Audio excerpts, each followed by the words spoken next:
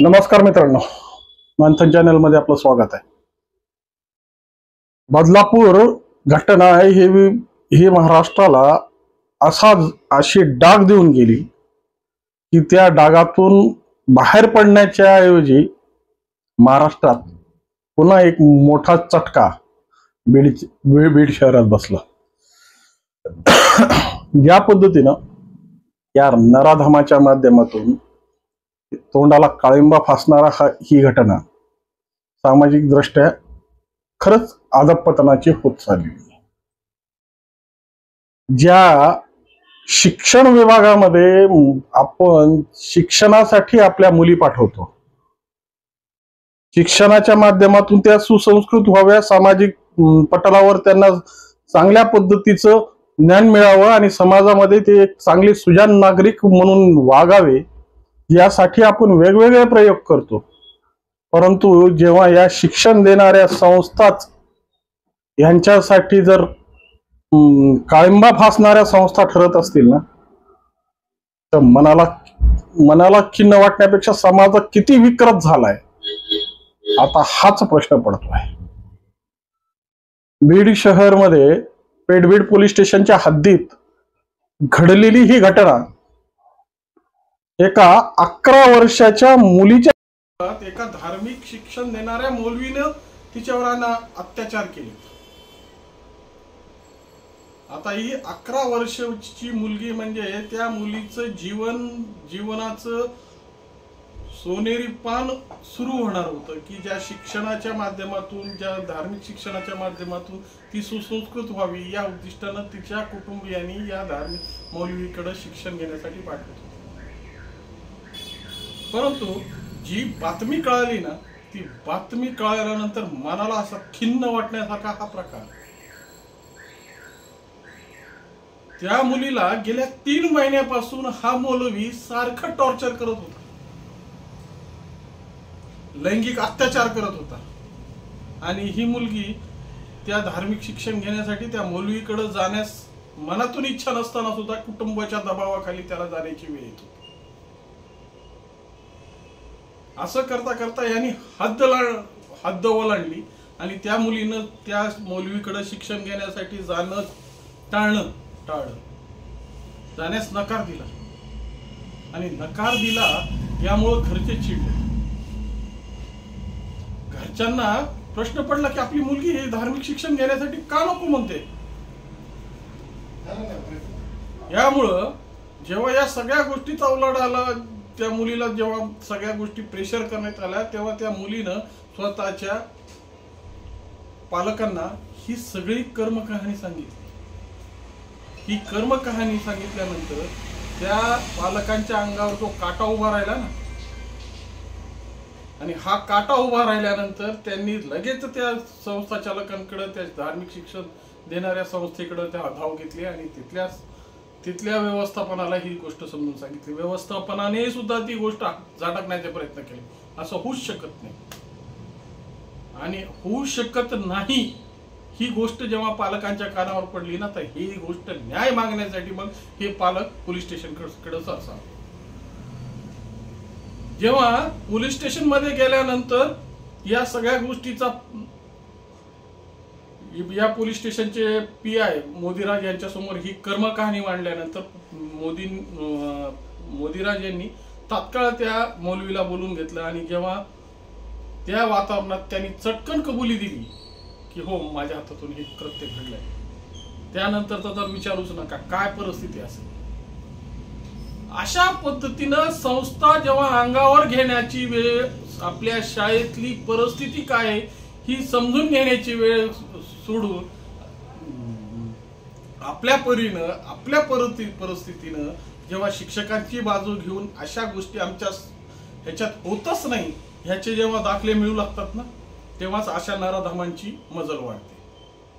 माहिती ना, अजून अगोदर वर्षभर झाली नाही त्या घटनेला, एका बलाढ्य संस्थेमध्ये झालेला तो सेक्स स्कॅन्ड सगळा बीड जिल्हा हादरला होता।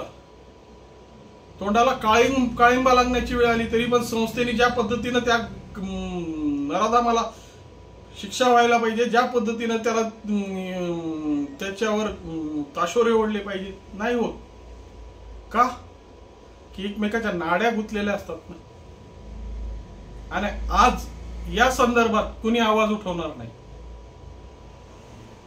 कारण ह्याच्यात राजकीय विषय काहीच नाही ना. आणि जर ह्याच्यात जर हात घातला तर हात होरपळणार आहे. त्यामुळे आता माणुसकी जागी होणार नाही, राजकीय हित मिळणार नाही. त्यामुळं आता सगळे गप्प, हाताची घडी तोंडावर बोट.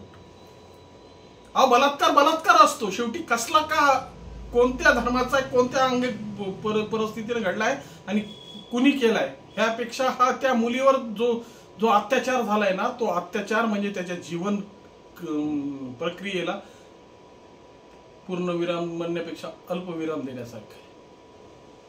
कारण की तिची परिस्थिती काय होणार आहे.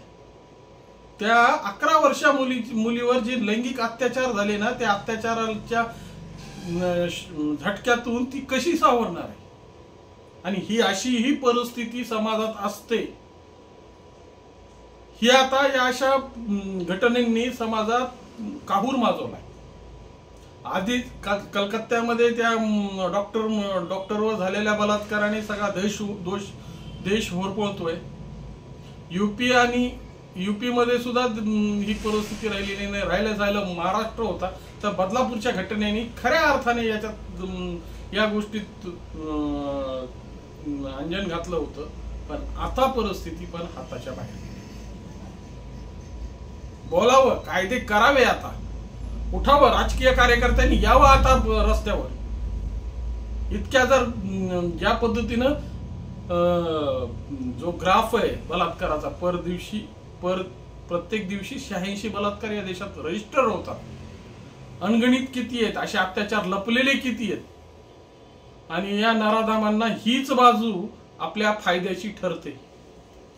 ज्या ठिकाणी आवाज केला जात नाही ना, जिथं बोललं जात नाही ना, तिथंच हे बलात्कारी यांना खत पाणी मिळत असतं. आणि या खत पाणी देण्यासाठी हा समाज दोषी आहे.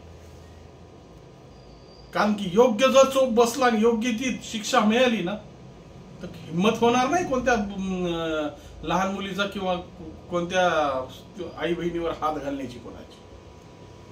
आणि या परिस्थितीमध्ये आता समाजाने खऱ्या अर्थानं जागरूक होऊन या बलात्कारासारख्या घटनेंवर आपला आवाज उठवला पाहिजे. जोपर्यंत समाज व्यवस्था आणि कायदे व्यवस्था सुदृढ होत नाही. मी माझ्या शिक्षक दिनाच्या व्हिडिओमध्ये म्हणलोच आहे की आता लौकिक शिक्षण देण्यापेक्षा सामाजिक शिक्षण देणं फार गरजेचं आहे.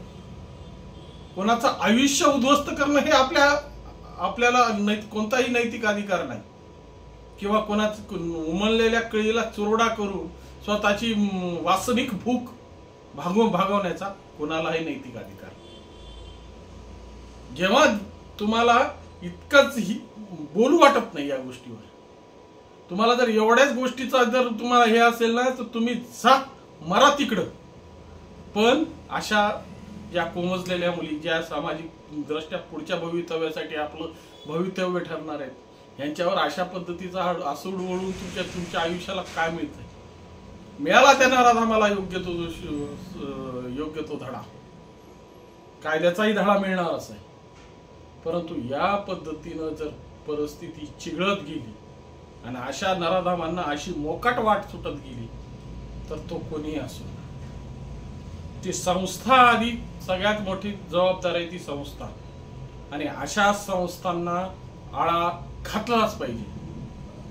जोपर्यंत या संस्थेना आळा बसणार नाही ना, तोपर्यंत अशा कारवाया आणि असे कुकृत्य थांबणार नाही. तरी शासनाला विनंती आहे की कोणाचं आयुष्य उद्ध्वस्त होणाऱ्या घटना घडण्यापेक्षा त्याच्यावर कठोर कारवाई करण्यासाठी योग्य ती वाट शोधा आणि परिस्थिती हाताबाहेर जाऊ देऊ नका. नमस्कार.